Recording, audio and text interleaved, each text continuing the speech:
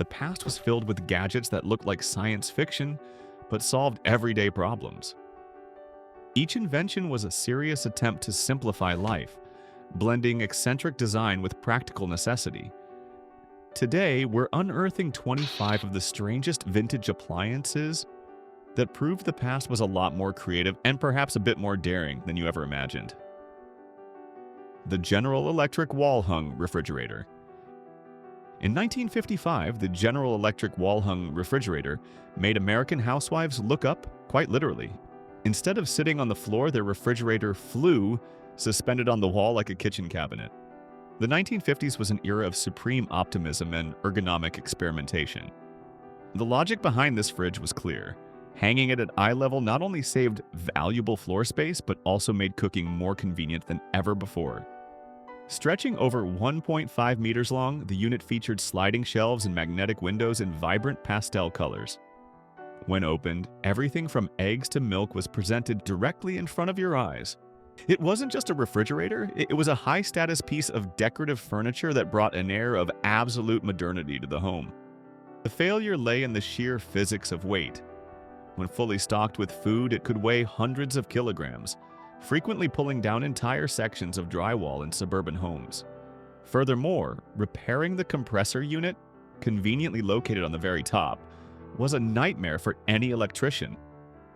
After only 5 short years in 1960, General Electric had to discontinue its flying refrigerator line as the burden of weight became an excessive risk for suburban homes. The electrochef combo. Imagine stepping into a kitchen in 1929 and seeing a metallic creature standing tall on 4 slender, spindly legs. With its white porcelain enamel finish and sharp chrome accents, the electrochef combo looked more like a high-end laboratory instrument than a cooking stove. Born in Detroit during an era when the automotive industry dominated creative thought, architect Warren Noble designed this piece based on a profound obsession with hygiene. His logic was extremely practical. By lifting the entire stove off the ground, a housewife could easily clean the floor underneath, leaving no hidden corners for bacteria or grime to accumulate. The design itself was a fascinating cross between Art Deco aesthetics and early aviation engineering.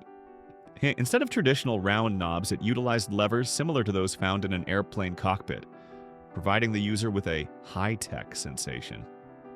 When in operation, the exposed heating elements would glow a fierce red, emitting a deep warmth that mingled with the distinct smell of heated porcelain.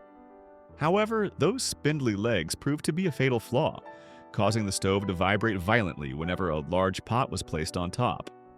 Furthermore, leaving the electrical system exposed in a greasy kitchen environment presented a constant fire hazard.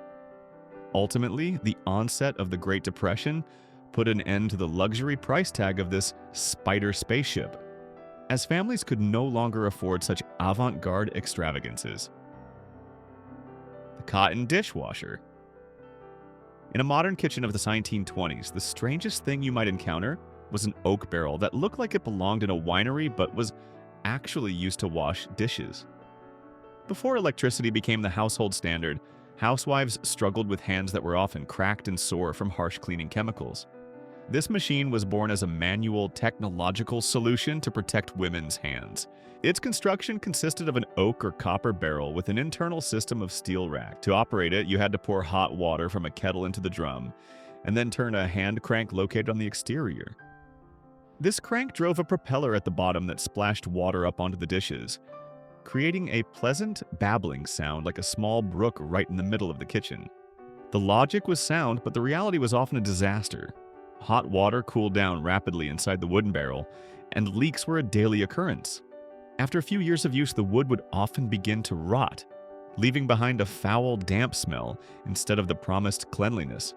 By the early 1930s, the emergence of durable metal machines put an end to rotting wooden tubs, closing a difficult chapter of manual automation. Waffle irons. During the 1930s, a waffle iron wasn't just for making waffles, it was the Swiss Army knife of the kitchen, featuring interchangeable plates. Emerging during the Great Depression, Americans prioritized multifunctional buy one, get three devices. This machine represented creativity born of hardship, allowing families to transform their meals from waffles to grilled sandwiches in an instant. The exterior was a heavy, gleaming chrome shell with fabric-wrapped power cords. The strange part was the detachable grills. Their backs were perfectly smooth, allowing you to turn the waffle maker into a sandwich press, or if you were skilled enough, even a makeshift clothes iron. The biggest drawback was the danger. Swapping out red-hot metal plates with simple iron tongs often led to unforgettable burns. Additionally, grease from the waffles easily seeped into the sandwich pressing side, creating a muddled and unpleasant flavor profile. Today, we see this legacy only in modern sandwich toasters with removable plates. Shoe buffers. Born in the 1950s, the shoe buffer was not a compact box. It was a raw, exposed block of an electric motor with two giant brushes spinning in opposite directions, ready to polish shoes but also capable of shaking the entire house. In the post-war years, the image of a polished gentleman with shining shoes was the standard of success. This machine was created for the busy man, offering maximum convenience without the need to bend over or use manual elbow grease. Its construction was incredibly simple. An electric motor sat directly on the floor connected to two soft lamb's wool wheels. When turned on, the motor roared like a miniature tractor. You simply had to stick the toe of your shoe between the two brushes, spinning at dizzying speeds to feel the powerful friction. However, without careful handling, the brush speed could snatch a shoe right off a foot or splatter shoe polish onto pant cuffs. Its horrendous noise also tended to wake the entire family early in the morning. Silence returned to locker rooms by the mid-1970s as these roaring shoe buffers were deemed too noisy and obsolete compared to modern lifestyles. If these gadgets brought back a smile, don't forget to hit the like button and share your story in the comments. The Frigidaire flare oven. In the kitchens of the 1960s, there was an oven that looked more like a luxury car than a cooking appliance. Frigidaire flare oven was a product of the space age, where every design aimed for space optimization. The logic was that if the oven door didn't take up space in front when open, the kitchen would feel larger, helping the housewife move more flexibly in tight quarters. Beyond the unique vertical sliding doors, the cooktop above could be pulled out like a giant drawer. The entire unit was plated in shiny chrome with a control panel, featuring buttons that looked like those in an airplane cockpit. However, the problem lay in that vertical operation. Over time, grease would build up in the tracks, causing the glass doors to frequently get stuck halfway. Even worse, when you slid the door up to retrieve a cake, the full 200 degrees Celsius heat would blast directly into the cook's face instead of escaping out the sides like a horizontal door. Entering 1970, as thermal safety standards became stricter, these stylish upward sliding glass doors permanently departed from the production lines. The fridge hybrid. The fridge hybrid was a wild effort in the 1950s to cram an entire kitchen into a space no larger than a small cabinet. In crowded cities like New York, micro-studio living began to explode. Manufacturers wanted to create an all-in-one device to maximize space. The internal structure was a tangled web of electrical wires, water pipes, and gas refrigeration systems. You could wash vegetables in the sink above, grill meat in the middle, and grab a cold beer from right under your feet. It was a marvel of spatial arrangement, making even the smallest apartments feel fully equipped. The fatal flaw was physical conflict. High heat from the oven sitting directly above the refrigerator forced the compressor to work overtime, leading to astronomical electricity consumption.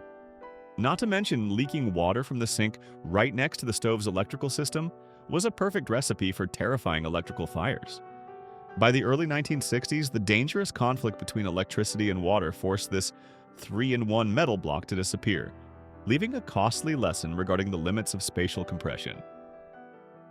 The Tappan Fabulous 400.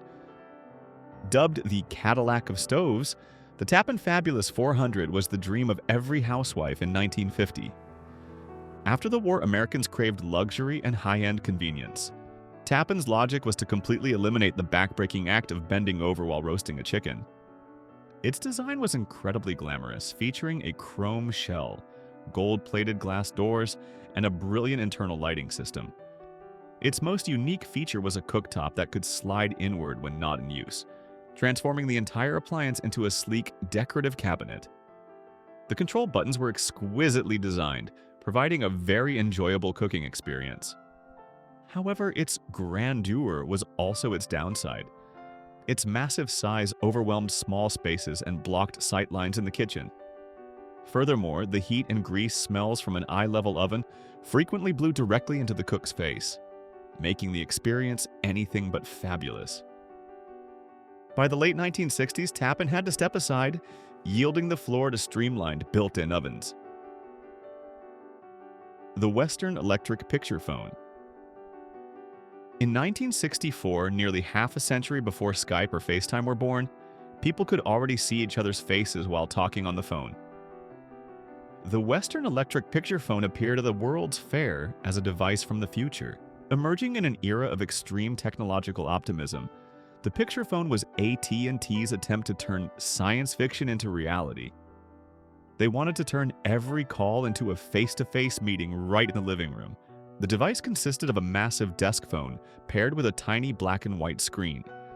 To operate, it required 3 phone lines working simultaneously to transmit the image. Users had to sit perfectly still in a fixed position so the camera could stay in focus. The feeling of seeing a loved one through a hazy screen at that time was truly an astonishing, time-traveling experience. The biggest barrier was cost. Subscription rates reached $160 per month in 1964, an impossible figure for the vast majority of American families. Furthermore, people soon realized they didn't always want others to see them in a disheveled state while answering the phone at home. Due to cost constraints and a lack of alignment with public habits at the time, the AT&T and Western Electric Picture Phone regretfully withdrew in 1970. The Admiral T-Bar. In the suburban homes of the 1950s, there was a giant wooden cabinet shaped like a capital T, standing tall in the living room. The Admiral T-Bar wasn't just a TV, it was a control center capable of rotating to serve viewers from every angle. Admiral's logic was to optimize equipment. Why buy 2 TVs for the living room and dining room when you only need 1 cabinet that can spin around? It was a clever furniture solution for open-plan homes. This heavy oak cabinet integrated a TV in the center, flanked by a radio and a record player. The strangest part was the swivel base, allowing you to rotate the entire mass 180 degrees. However, this structure was an electrical nightmare. After rotating back and forth many times, the internal wiring often became tightly twisted or snapped. The excessive weight also made the swivel base prone to jamming, turning it into an immovable block of wood that took up space instead of providing promised flexibility.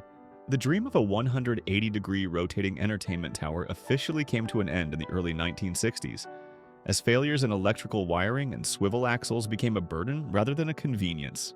If you're enjoying this walk down memory lane and want to help us unearth more forgotten treasures, please give it a hype. Thor Automagic.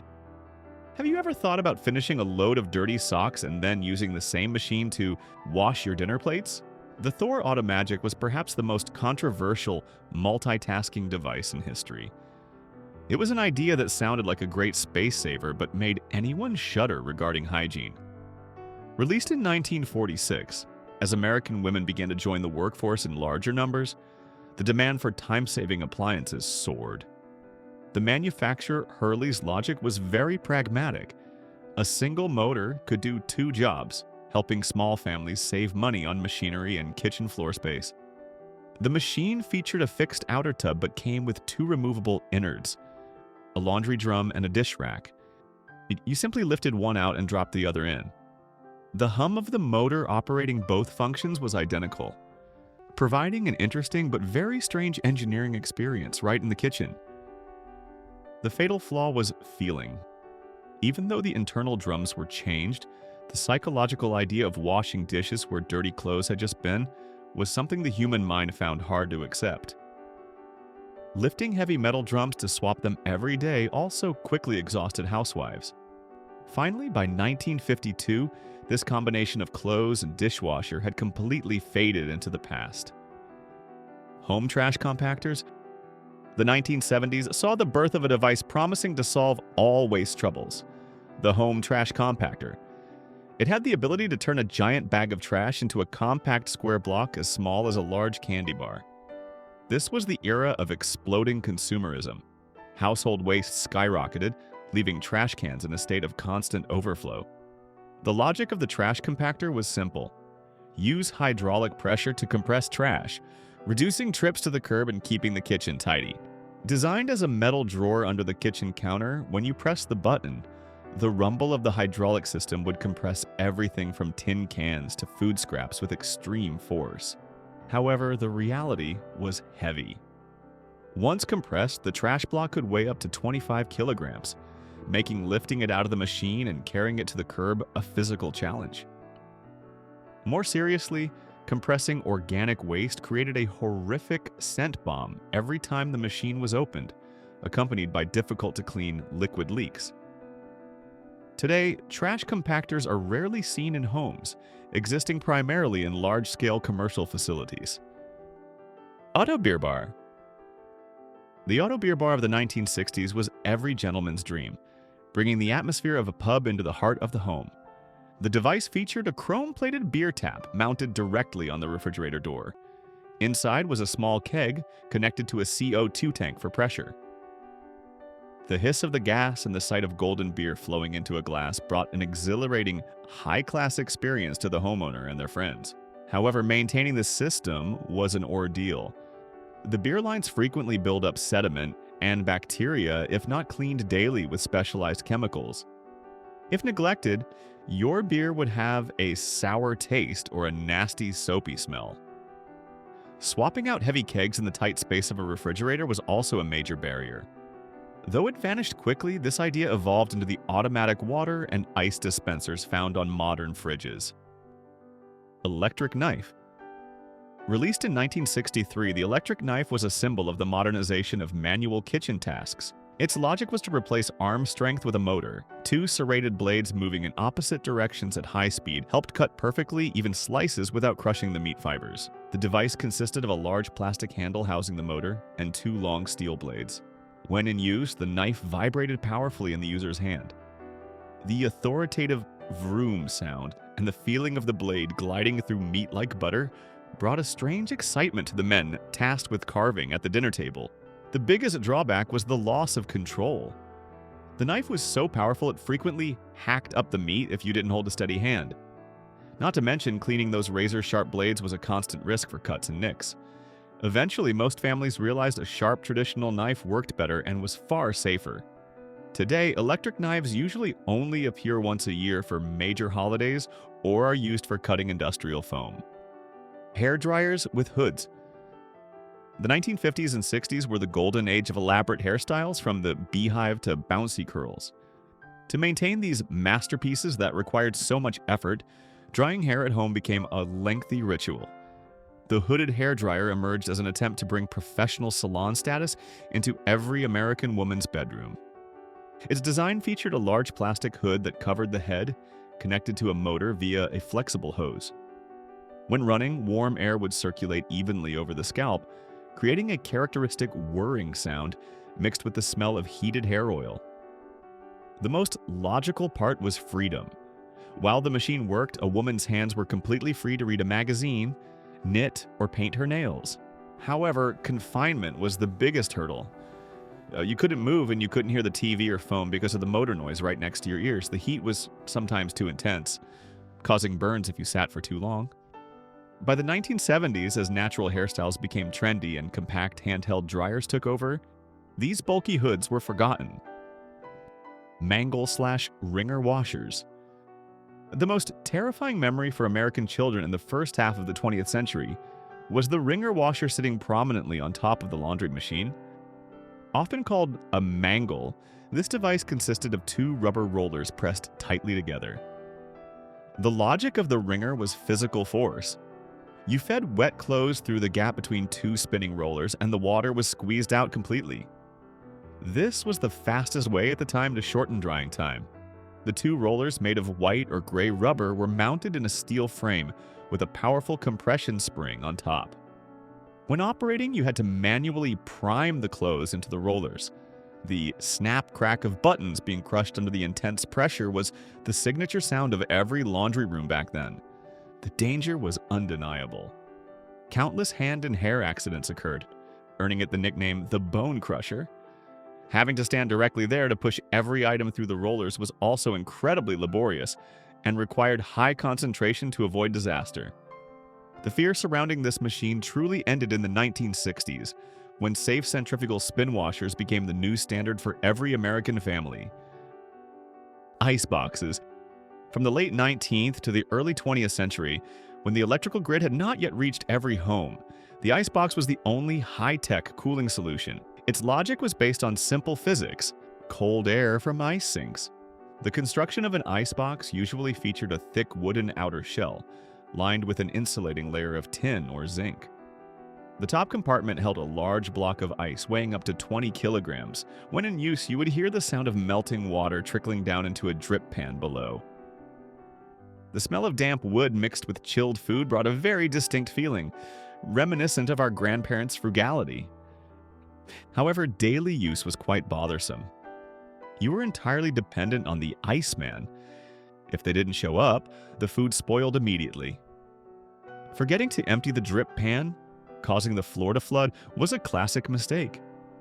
Moreover, these cabinets were very heavy and hard to clean in the internal tin corners. As the power grid spread across the nation in the early 1940s, ice wagons and oak ice boxes officially became a part of history. Vacuum coffee makers.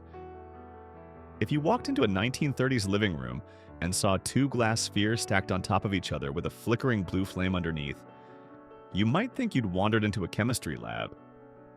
But no, that was the vacuum coffee maker, a dramatic way to brew coffee that anyone who loved perfection wanted to own. The machine consisted of a bottom flask for water and a top flask for coffee grounds, connected by a tube and filter. As the water boiled, his vapor pressure pushed it up to the top flask. Once the heat was removed, a vacuum pulled the brewed coffee back down. The image of the dark, glistening liquid moving against gravity between clear glass spheres was truly a visual marvel. Vacuum coffee maker completely eliminates overboiling or metallic tastes. The biggest drawback was fragility. Glass at that time was prone to cracking under high heat or slight impact. The complex brewing process and cleaning tiny filters made it too fussy for a busy morning. A small mistake in fire adjustment could cause the whole set to explode quite literally. Today, vacuum coffee makers are rarely used for daily tasks, though the siphon, another name for the device, remains a pinnacle in specialty coffee shops. Butter churns. To have a spread of fragrant butter on bread in the early 20th century, housewives didn't just go to the supermarket. They performed an exercise routine lasting hours with a butter churn. Before industrial food exploded, homemade butter was the standard for every family. The logic of the mechanical churn was to use gears to stir fresh cream at high speeds, helping fat molecules stick together. The most common version was a large glass jar with an iron gear and crank system on top. When you turn the handle, wooden paddles inside beat the cream vigorously. The clacking of gears and the thump-thump sound of the cream thickening created a signature rhythm of labor. However, cranking continuously for 30 to 40 minutes was a true physical challenge. Additionally, the exposed iron gears frequently rusted or dropped lubricating oil into the butter, if not kept with extreme care. By 1945, when industrial butter became cheap and widespread following World War II, those forced exercise sessions beside glass jars were no longer necessary. Toaster ovens with rollers. Released in the 1950s, the toaster oven with rollers looked like a miniature factory assembly line. This was the era of worshipping the industrial conveyor belt. The logic was continuity. You could toast dozens of slices in a row for a large family without waiting for batches. It expressed the desire to turn every household task into a smooth, modern process like car manufacturing. The device had a separate entrance and exit. Bread was placed on mini rollers or chains, traveling slowly past glowing heating elements. The image of a pure white slice gradually turning golden brown as it slid out the other end brought a strange visual satisfaction, like watching a technical performance on the dinner table. However, reality was rarely as smooth as the ads. If a slice of bread was warped or too thick, it would jam in the middle. Because the belt kept moving, the jammed bread would quickly catch fire, creating small blazes and a charred smell that filled the kitchen in seconds. Today, we only see this style of conveyor toaster in hotel breakfast halls or large restaurants. Don't forget to share this video with an old friend or relative. They're bound to get a kick out of seeing these mechanical monsters again. Ironing stoves. Imagine that in the sweltering heat of summer, you had to light a stove just to heat up heavy blocks of cast iron. The ironing stove was a device whose operation felt more like a blacksmith shop than light housework. The logic was readiness. A cone-shaped stove could heat 10 to 12 irons at once. When one iron being used cooled down, you simply placed it back on the stove and picked up another red-hot one, ensuring the work was never interrupted. The pitch-black cast iron stove had slanted sides to hold solid irons, usually weighing 3 to 5 kilograms each. The dry clank of metal hitting metal and the pungent smell of coal were the characteristic air of an old laundry room. To smooth out a dress, a woman had to lift these burning iron weights up and down dozens of times. The stove radiated horrific heat, turning the workspace into an inferno. Just a slight oversight, and an iron that was too hot would immediately scorch precious silk, or worse, cause severe burns. The harshness of heating stoves and glowing cast iron blocks receded into the shadows as soon as electric irons became popular in the mid-1920s. Coal-fired stoves. Before gas or induction stoves, the center of every home was a monster of cast iron, weighing half a ton. The coal-fired stove. It wasn't just for cooking, it was the sole heat source.